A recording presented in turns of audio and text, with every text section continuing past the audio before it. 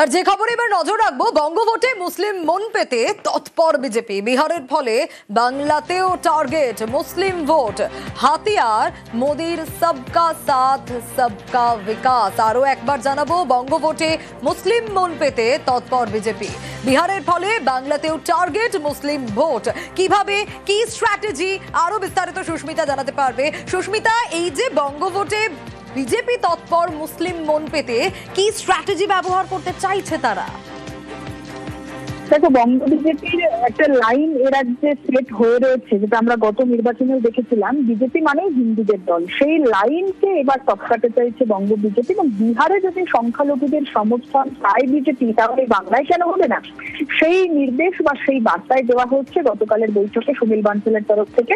এবং 26-এর আগে সংখ্যালঘুদের ভোটেও নজর দেওয়ার নির্দেশিকা রয়েছে। প্রত্যেকটি সমাজের প্রত্যেক স্তরের মানুষের সঙ্গে যোগাযোগ বৃদ্ধি করতে হবে, যেগুলি সংখ্যালঘু এরিয়া, যেখানে মূলত বিজেপি তার ভোট পায় না এবং সেখানে বিজেপি নেতৃত্বের সেই অর্থে যোগাযোগ নেই, সেই অর্থে যাতায়াত নেই, সেই জায়গাগুলোতেই বাড়াতে হবে যাতায়াত, বাড়াতে হবে জনসংযোগ, করতে হবে প্রচার। এমনটাই নির্দেশ দেওয়া হয়েছে সুনীল বানসালের তরফ থেকে। সবকা সাথ সবকা বিকাশ, মোদী জামানায় প্রত্যেকটি প্রকল্প বা প্রত্যেকটি সুযোগ সুবিধা প্রত্যেক সমাজের প্রত্যেক স্তরের মানুষ পায়, এই বার্তায় মূলত হিন্দু মুসলিম সকলের মধ্যে ছড়িয়ে দিতে হবে। বিশেষত সংখ্যালঘু ভোটে নজর দিতে এই ধরনের কর্মসূচি বাড়াতে হবে সংখ্যালঘু জেলা, সংখ্যালঘু অধ্যুষিত এলাকায়। এমনটাই নির্দেশিকা এসেছে দিল্লির তরফ থেকে, সুনীল বানসালের তরফ থেকে। এমনটাই খবর বিজেপি সূত্রে। বেশ,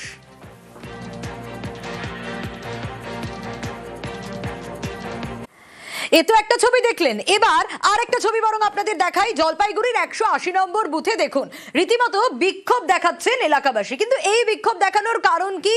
তার কারণ বিএলও অসুস্থ, তাই দায়িত্বকে সামলাচ্ছে, দায়িত্ব সামলাচ্ছে বিএলওর নাবালক ছেলে।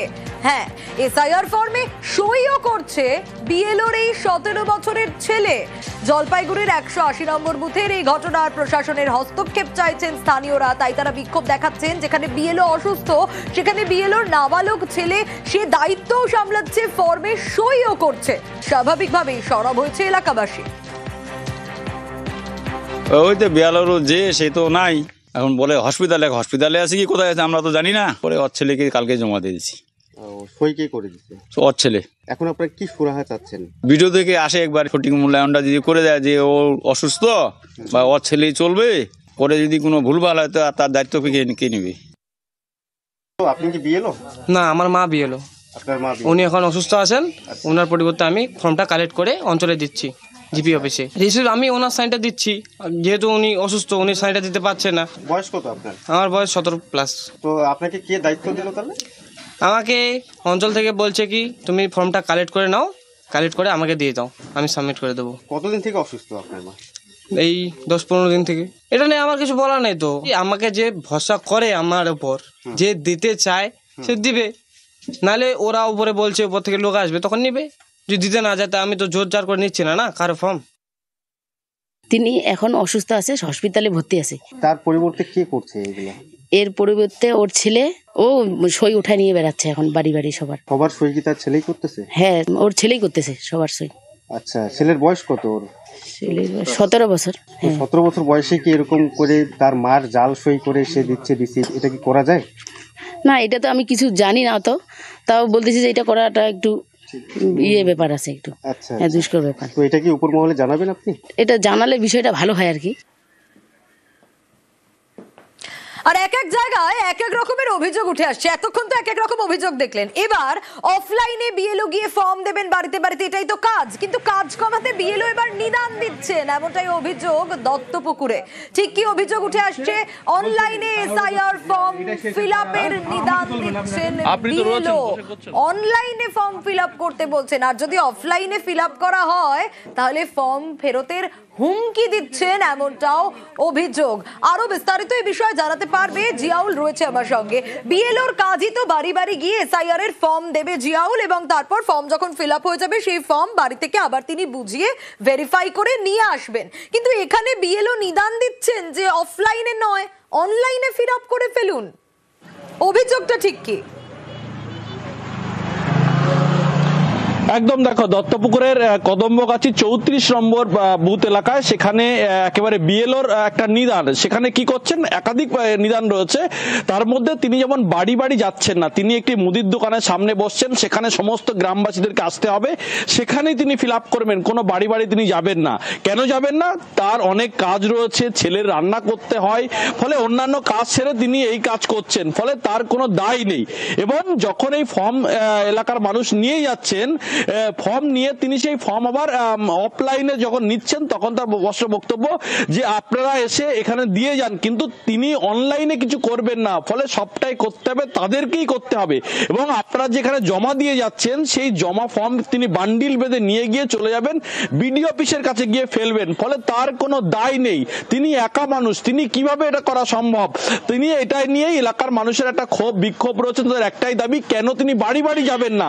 সেখানে তো নির্বাচন কমিশন বারংবার বলছেন প্রতি বাড়িতে বাড়িতে গিয়ে ফর্ম দিয়ে আসবেন, ফর্ম নিয়ে আসবেন এবং সেটা নিয়ে অনলাইনে তিনি এন্ট্রি করবেন। কিন্তু এখানে দেখা যাচ্ছে একটি মুদির দোকানে তিনি সকাল থেকে বসছেন, সেখানে গ্রামবাসীরা আসছেন, সেখান থেকে ফর্ম নিয়ে যাচ্ছেন, পরবর্তীকালে সেই ফর্ম যখন জমা দিতে আসছেন তখন তিনি কিছু দেখবেন না, তার কোনো সময় নেই। ফলে জানি এলাকার মানুষের মধ্যে একটা আতঙ্কের পরিবেশ তৈরি হয়েছে, তার কারণ যেভাবে এসআর ফর্ম নিয়ে এমুলেশন ফর্ম নিয়ে এমনি মানুষের মধ্যে একটা আতঙ্কের পরিবেশ কাজ করছে।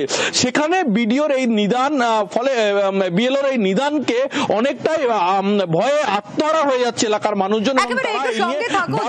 ঠিক এই জায়গা থেকে যে মুদির দোকানে বসে এই ফর্ম বিলি করছেন, একেবারে বান্ডিল ধরে ধরে ফর্ম বিলি করছেন বিএলও, সেই মুদির দোকানের মালিক কি বলছেন এবং স্থানীয়রা কি বলছেন দেখি।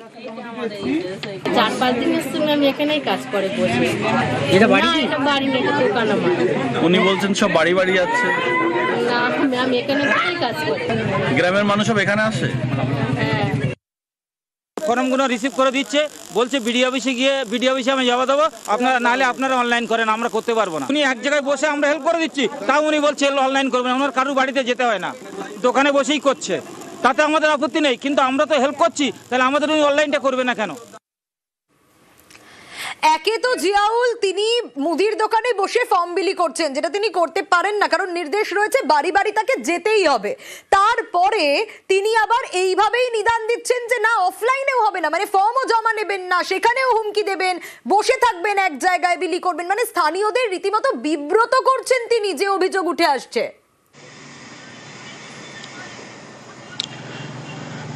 একদম দেখো এই বিএলও রৌশনার বিবি তার স্পষ্ট দাবি যে তিনি নাকি গ্রামে বাড়ি বাড়ি যাচ্ছেন, কিন্তু অধিকাংশ মানুষই বলছেন যে কোনো রকম ভাবে বাড়ি যাচ্ছেন না, সকাল থেকে মুদির দোকানে বসছেন, সমস্ত কাজকর্ম ফেলে তারা এখানে আসছেন এবং সেই এমুলেশন ফর্ম ফিল আপ করছেন।